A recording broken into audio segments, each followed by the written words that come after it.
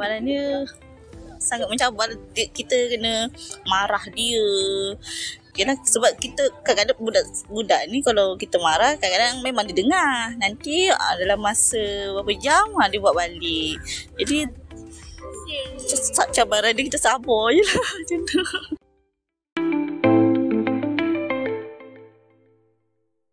Assalamualaikum warahmatullahi taala wabarakatuh. Bersama saya semula Dr. Nobaidah Ruslan dalam Bicara Kid.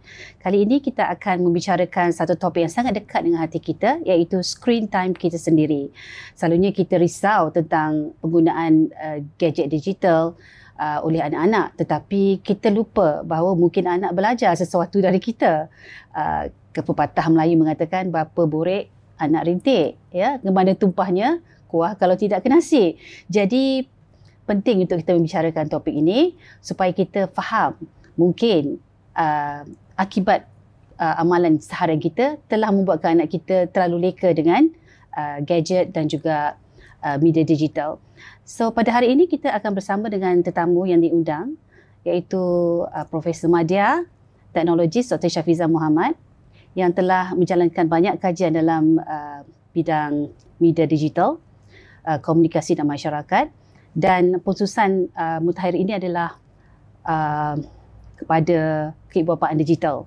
Terima kasih Dr. Syafizah kerana menerima jemputan kita pada hari ini. Terima kasih Dr. Baiduri.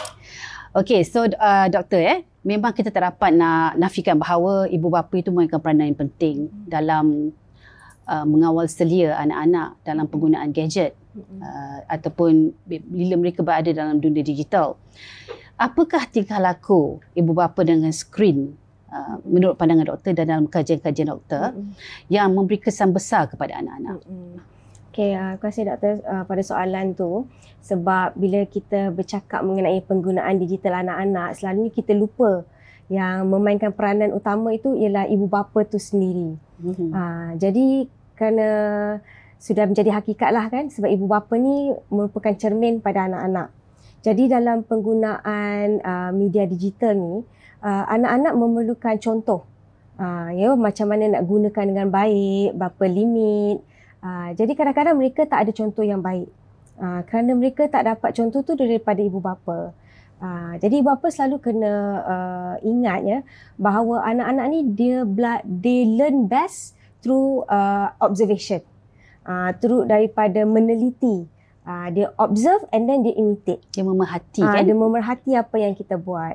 Jadi observation ni bukan saja in terms of sama ada mak dia main telefon all the time ke tak. Kadang-kadang dari segi dia observe macam mana mak dia respon pada dia ketika dia menggunakan digital media dan sebagainya. Jadi di situ saya rasa merupakan poin utamalah yang mana ibu bapa kena titik beratkan.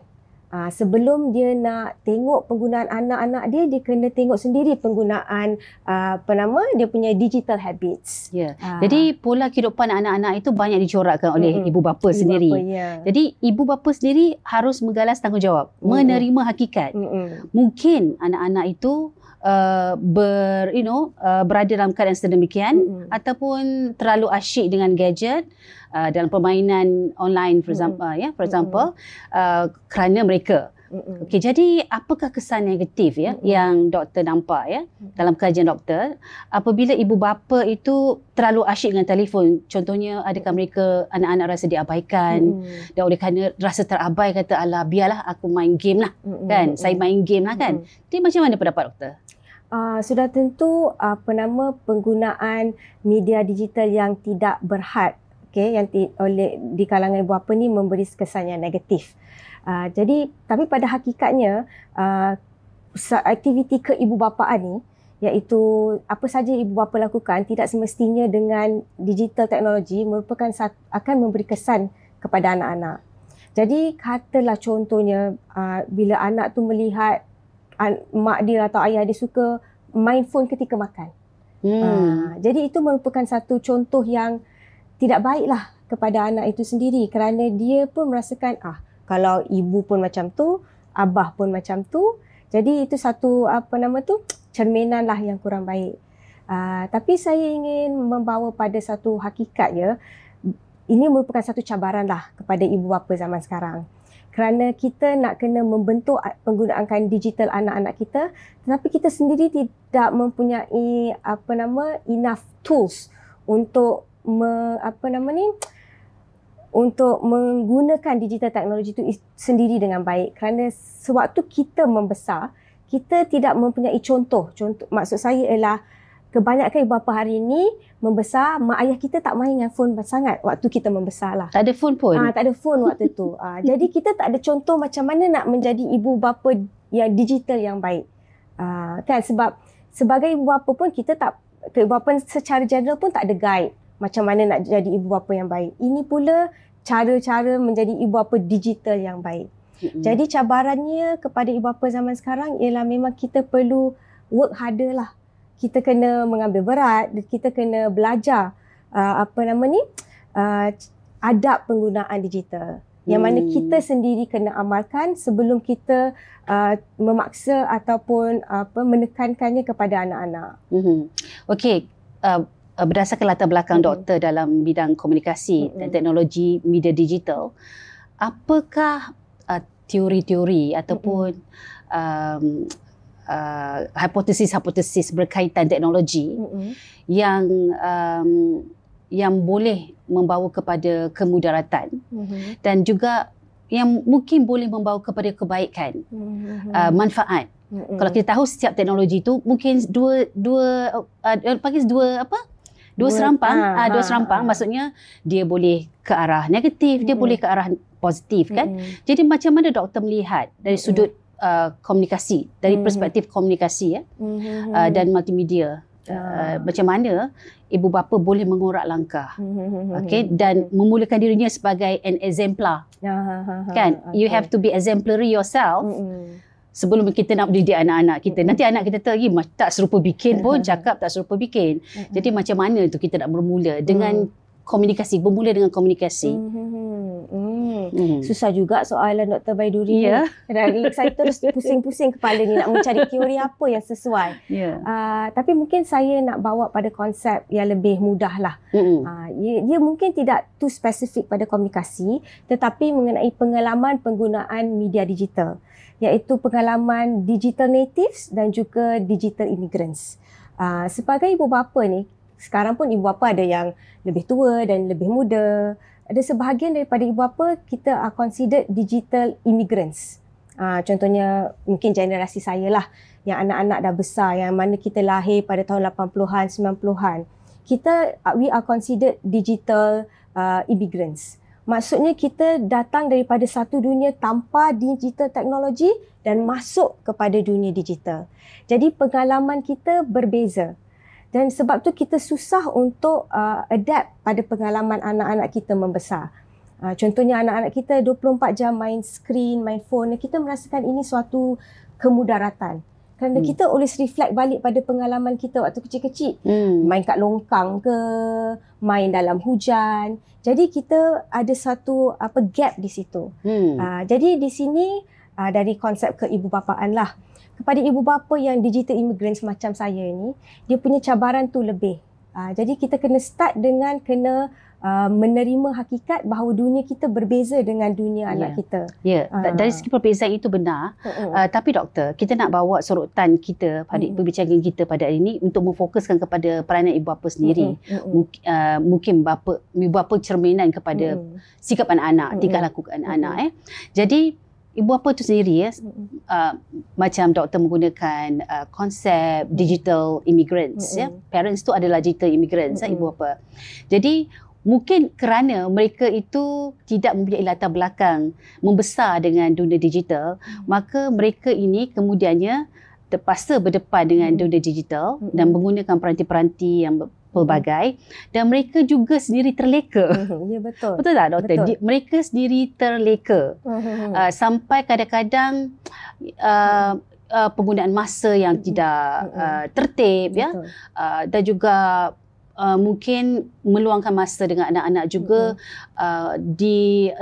terkesan akibat terlalu meluangkan masa dengan skrin. Untuk ibu bapa mungkin mereka memberi justifikasi. Contohnya Abah nak tengok berita-berita terkini sebab Abah seorang pensyarah dalam bidang komunikasi. Jadi Abah tidak perlu dan tidak dapat untuk meninggalkan skrin masa-masa terluang Abah kena cari bahan-bahan terkini. Jadi kita mungkin menggunakan justifikasi kenapa kita menggunakan skrin lebih daripada waktunya, even dekat rumah sepatutnya rumah diluangkan masa untuk family tapi kita gunakan untuk ni. Macam mana pandangan doktor? Betul. Sekarang baru teori sampai pada saya. So dalam komunikasi kita ada teori third person effects. Third person effect. Yang mana bila kita yang gunakan kita rasa okey. Especially as parents. Aku guna cari maklumat, baca berita. Tetapi bila anak tu gunakan, tak bagus. Tak bagus. Kerana main game segalanya itu. Efek banyak orang yang pihak orang yang ketiga tu lah. Orang lain tak betul. Kita betul. Jadi itu adalah satu yang tidak baik lah. Kerana ia sebenarnya bukan saja justify kesilapan kita dan dia juga mendeny realiti sebenar. So dia in denial dan dia kata bahawa kita ada pendinding. Kita self-censored. Betul. Mungkin kita ada self-regulation. Kita pandai. Kita tahu mana had. Tapi anak-anak tak tahu. Betul. Jadi kalau ibu bapa ada perasaan seperti ini, kita kena reflect balik lah. Kerana kita tidak boleh terlalu comfort ataupun rasa selesa. Just because kita adult, kita rasa kita punya penggunaan tu terkawal. Saya juga suka tengok keadaan zaman sekarang, bukan saja bapa, atuk nenek pun. Generasi emas kan. Diorang pun sekarang ni nampak sudah mula jadi quite addicted to devices. Jadi maknanya penggunaan yang bijak bukan satu yang natural. Dia perlu ada usaha, perlu pengetahuan. Jadi ibu bapa di sinilah yang kita nak menggalakkan bahawa ibu bapa mesti ada pengetahuan keibubapaan digital. Dia juga perlu meletakkan limit, mesti aware tentang penggunaan dia supaya dia tidak merasakan bahawa yang dia buat tu okey, yang anaknya tak okey. Maksudnya kalau dia membuat kesilapan, dia perlu mengakui dia membuat silap. Kadang-kadang kita sebagai seorang ibu bapa kan, kita ada ego sendiri lah kan. Kadang-kadang kita tak nak tunjuk yang kita ni kalah depan kanak-kanak. Kadang-kadang kanak-kanak itu memberi feedback. Respon mereka kadang-kadang betul. Tapi kita ni macam tak nak menerima. Tak boleh menerima kritikan. Begitu juga anak pun tak boleh menerima kritikan. Jadi perlu ada simbiosis, perlu ada satu kesepakatan, mutual agreement ataupun mutual consent kedua-dua pihak untuk sama-sama melayari dunia digital ni kan doktor? Betul, saya setuju sebab walaupun saya kononnya di sini sebagai kapasiti seorang pakar, tapi saya juga seorang ibu dan saya juga seorang manusia biasa. Contohlah, saya memberikan contoh ialah konsep di mana kita mengatakan anak-anak ni kadang-kadang dia boleh berhadapan dengan satu kesan brain rot. Yang mana dia tengok so much internet, otak dia tak boleh nak berfikir secara kritis. Sebenarnya saya sendiri mengalami brain rot. Contohnya bila malam-malam sebelum tidur scroll. Jadi scrolling tu kadang-kadang tak boleh nak stop. Dia panggil infinite scrolling. Infinite scrolling, doom scrolling. Maknanya doom, tak boleh nak get out of it. Jadi itu saya juga experience benda-benda macam tu. Jadi di situ yang maknanya kita kena reflect balik sebagai ibu bapa yang mana how important it is to tengok penggunaan anak-anak kita. Lebih important ialah kita reflect balik penggunaan kita sendiri. Digital teknologi tu kan. Apa yang kita tengok ni memang positif ke? Membawa manfaat ke? Selalunya kita akan tengok benda-benda yang itulah kadang-kadang kita tengok benda-benda yang viral. Betul kan doktor? Betul. Sebab mungkin kita nak terlepas perkara-perkara berita-berita viral. Betul. Jadi itu yang buat terleka. Dia mungkin niat kita nak tengok satu perkara, satu berita tapi ke sana kemari infinite scrolling dan macam tak boleh nak stop. Unstoppable. Itu memang the structure and the format of the internet. Dia memang menarik kita masuk kan. Contoh sekarang viral perkahwinan Fatah Amin dan Amira Osman. Saya pun nampak satu video, next. Jadi kalau kita pun boleh leka, apalagi anak-anak kita. Dan kita tahu kalau anak-anak kita tak tahu dia leka ke mana arah mereka. Itu satu yang kita risau. Kita amat risau. Jadi doktor, kita dah tahu bahawa penting sangatlah ibu bapa ni rasa tanggungjawab untuk memastikan dirinya sendiri tidak terjebak betul. dalam screen time yang ketagihan lah doktor ya. Jadi mungkin ni di luar perbincangan kita pada hari ini, mungkin kalau pasangan itu ingin berkahwin, mereka harus menghadiri kursus perkahwinan. Betul. Kan? Tapi tidak ada kewajipan ataupun tak ada satu perkara yang maksudnya perlu ibu bapa sebelum mendapat anak-anak atau setelah mendapat anak menghadiri kursus keibubapaan. Betul. Ya, untuk memahami kehendak-kehendak ataupun cabaran-cabaran digital yang boleh memberi kesan sampingan kepada keluarga dan ahli keluarga, terutamanya anak-anak kita. Apa pendapat doktor kalau usaha itu dijadikan satu structure? Saya amat bersetujulah. Saya rasa seperti yang saya cakapkan tadi ya, bila kita jadi ibu bapa ni, selalunya dia dianggap suatu kemahiran automatik. Dapat anak je, you expected to do to be macam by default je.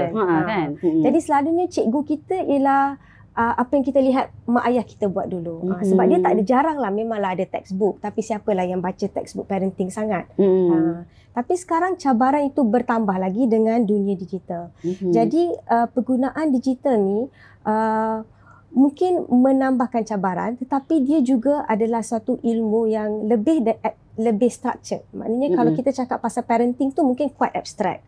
Tetapi apabila kita bercakap mengenai kemahiran digital, macam mana nak mengawasi penggunaan skrin anak-anak, macam mana nak mengeksploit potential digital teknologi untuk anak-anak, benda ni structured. Ni benda yang memang kita boleh belajar. Jadi saya amat bersetuju jika kemahiran ini, pengetahuan ini dibuat secara lebih formal. Mungkin kalau sebelum ni kursus kahwin, konsep keibubapaan tu diberi secara general, mungkin kita boleh lebih lebih mendalam. Modul dia lebih mendalam. Lebih mendalam, lebih spesifik, supaya ibu bapa tak terkejut lah nanti dengan pengalaman mereka. Ya, betul. Jadi kita tahu kita telah bincang banyak mengenai peranan ibu bapa. Apakah kesan negatif bila anak nampak ibu bapa asyik dengan telefon? Kan tadi kita dah bincang mengenai itu. Dan bagaimanakah anak belajar kawalan diri? Macam mana mereka belajar untuk mengawal diri mereka melalui contoh ibu bapa? Kita beralih kepada anak-anak pula. Memang banyaklah contoh-contoh negatif lah penggunaan ibu bapa, seperti di ruang makan ataupun apabila anak-anak mendekati, kita tak give full attention kepada anak kita sebab kita sibuk scrolling. Jadi itu akan memberi satu kesan yang besarlah kepada anak-anak.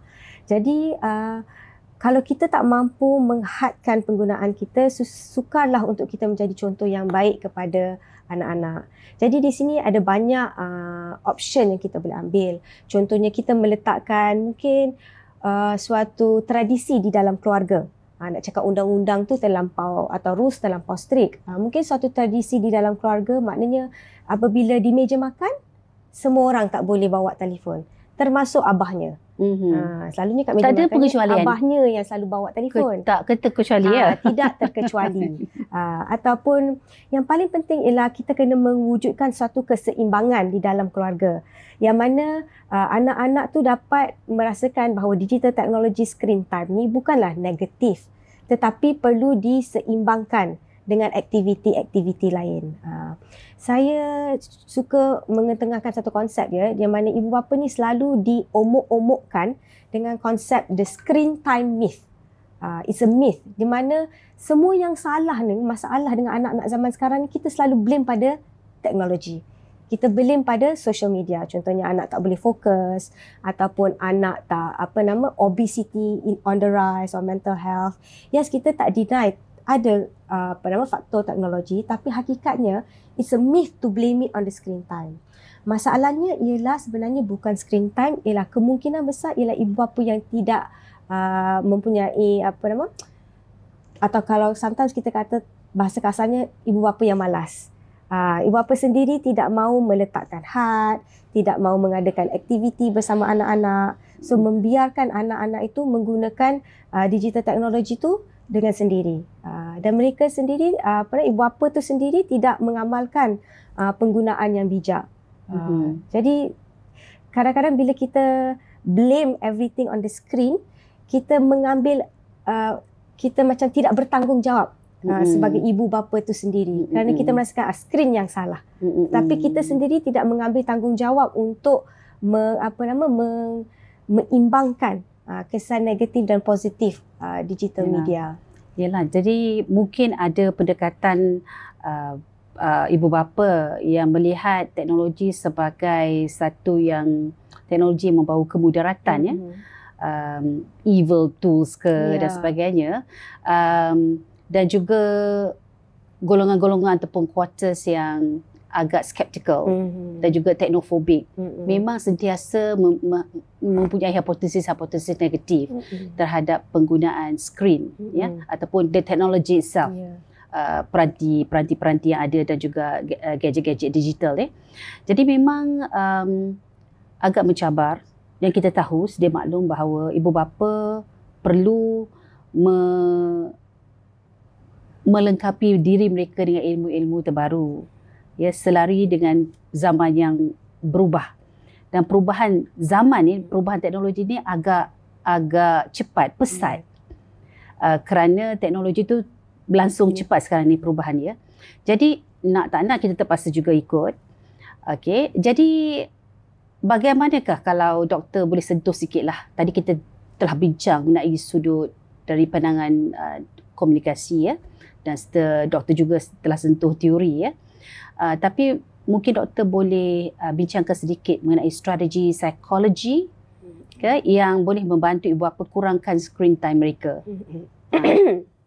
Okey, saya boleh anjurkan beberapa cadangan, tapi walaupun saya bukanlah pakar psikologi, yang paling utama ialah ibu bapa harus memandang penggunaan teknologi ini dari segi peluang dan risiko, risk and opportunity. So maknanya every time kita nak spend time on digital media or social media, kita mengimbangkan risiko dan peluang.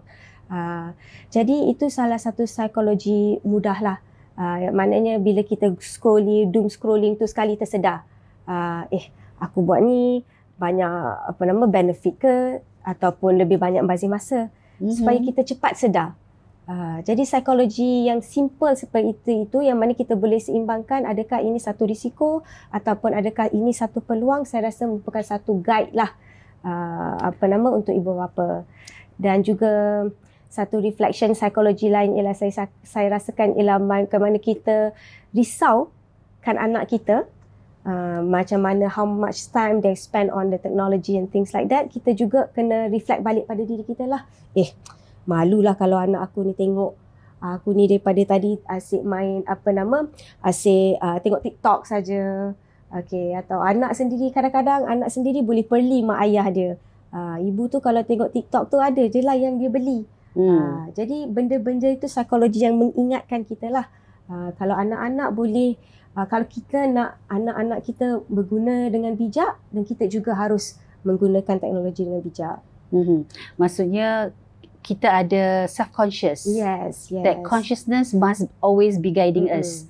Jadi memang sebelum kita membincangkan lebih dalam kesan-kesan teknologi digital kepada anak-anak, memang kita harus bermula dengan ibu bapa, diri sendiri, untuk menjadikan kita seorang yang sedar akan kesan-kesan penggunaan media digital. Sama ada kita rasa ianya kita gunakan, justifikasikan gunaannya sebagai untuk pekerjaan kita, tetapi kita perlu berada dalam keadaan sedar di mana okey, ini terlalu lama, dah terlalu lama dah saya melayari internet, ataupun terlalu leka membaca berita-berita viral, atau juga maybe kita suka posting-posting benda yang tak bermanfaat. Betul. Contohnya kan. Jadi kita juga, ibu bapa itu mungkin juga passive consumer. Tetapi juga mungkin dia ni juga terlibat dengan konten. Ya, itu pun kita kena consider sebab ramai sekarang ibu bapa yang content creator. Ya. Jadi itu pun macam there's no longer pemisah antara dia punya private dan dia punya public persona dekat online tu kan. Jadi konsep seperti mungkin lebih baik kadang kita ibu bapa boleh consider what we call as digital detox. Mungkin every week, hari Ahad digital detox. Tak pegang phone sangat ke, atau ajak anak-anak keluar ke. It's not really for the anak, it's really for us. It's a healing process. Rejuvenate kita, ya. Sebab, merawat. Ya, kesan apa yang kita consume daripada social media ni bukan saja pada anak-anak, pada ibu bapa juga. Kadang-kadang kita start to compare dengan orang lain. Kan? Even sekarang ni banyak influencer, parenting influencer yang menunjukkan bahawa parenting ni perfect. Dia boleh siapkan bekal pada anak dia, siap design lagi. Itu semua boleh memberi kesan pressure lah kan kepada kita ibu contohnya yang tak mampu nak bagi bekal pada anak. Dan kita mula nak cari bekal tu bento box tu. Saya nak cari bento box, siap ada ribbon, siap ada karakter. And then jenama-jenama tertentu pula. Betul. Kan. Jadi memang satu cabaran lah, macam pressure tekanan untuk ibu bapa untuk menjadi ibu bapa terbaik berdasarkan informasi ataupun input-input yang mereka dapat daripada internet. Jadi kadang-kadang kita meletakkan expectation terlalu tinggi terhadap diri kita. Betul. Kan? Jadi tapi sebenarnya memang kelakar jugalah kan. Kadang-kadang kita tahu, kita dapat all this pengetahuan ni, tapi simpan. Okey, dengan harapan satu hari nanti nak masak ni. Simple lah resipi-resipi ni. Penuhkan dekat dalam screenshot ke, atau forward ke mana-mana ke kan. Galeri pun dah penuh. Galeri dah penuh. Jadi kita pun kita battle dengan masalah clutter. Betul. Kan? Kita battle dengan masalah clutter. Jadi bila dah masak clutter ni, kita bila tak dapat kita melakukan apa yang kita wish, apa yang kita nak lakukan, jadi kita rasa frustrated. Betul. Frustrated. Jadi macam mana tu doktor? Jadi itulah hakikatnya clutter dalam phone tu membawa pada clutter di dalam real life. Sebab we put unnecessary pressure on ourselves kan. Jadi tu yang pentingnya tadi kita katakan bahawa perlunya ada keseimbangan. Bahawa walaupun ada setengah lebih kurang dikata mazhab lah. Mazhab dalam teori digital ni mengatakan bahawa tak ada online ataupun offline. Kita ni zaman on life. Tetapi saya tidak berapa setuju dengan mazhab sedemikianlah. Especially bila kita relate sebagai di dalam konteks Asian, Muslim, kita memang quite traditional. Jadi online dan offline tu masih lagi ada dia punya landasan, distinction yang perlu dipisahkan. Jadi itu nasihat yang semua orang lah, ibu bapa juga perlu ambil. Dia perlu ada time management tu lah.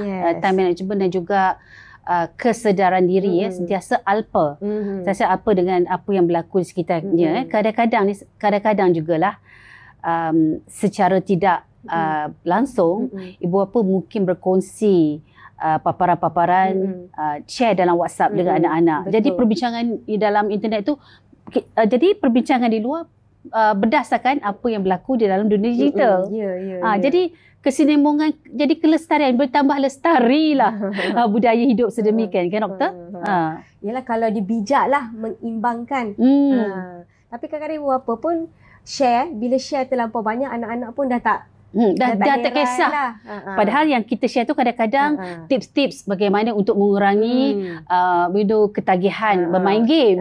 Tak ada dia baca. Tak adanya dia baca. Tips belajar kita share sebab kita rasa benda tu penting, tapi tidak pada dia. Ataupun kita berharapkan teknologi yang mediate that kind of parenting tu kan. Jadi maksudnya sekarang ni Umi dah jumpa tips-tips lah macam mana untuk meningkatkan fokus masa belajar. Ni bagi. Adakah dia akan baca? Tak. Kita mengharapkan. Tapi sebenarnya kita berbincang. Dah tengok dah tadi yang Umi share, tapi kita tak buat tu. Jadi lepas begitu je. Jadi buang masa je kan. Itu saya suka cakap tu, kadang-kadang kita menjadi ibu bapa yang kita rasa okay share je cukup. Dia kena ada action lah. Dia mesti seperti kita ingat ada satu lazafir, tangan-tangan yang gaib yang dapat membuatkan mereka bermotivasi untuk membaca. Tapi sebenarnya tidak kan? Terutama sekali zaman sekarang where there is too much information overload. Jadi kita secara amnya, bukan saja kanak-kanak, bila datang information kita dah tak lagi sensitif. Information yang datang kita tak no longer sensitive to push information. Kan. Jadi memang sangat-sangat kritikal lah untuk ibu bapa tu berfungsi sebagai ibu bapa yang penuh amanah. Penuh amanah ya. Okey, begitu sajalah setakat ini saja perbincangan kita pada hari ini. Terima kasih doktor kerana meluangkan masa bersama Bicara Kid. Okey, kepada semua pendengar dan penonton Bicara Kid, kami ingin mengucapkan terima kasih dan jangan lupa melayari platform kid.my untuk mendapatkan tips-tips terbaru dan juga teknik-teknik dan amalan-amalan terkini untuk mendepani cabaran dunia digital dalam Kid Bapa Digital.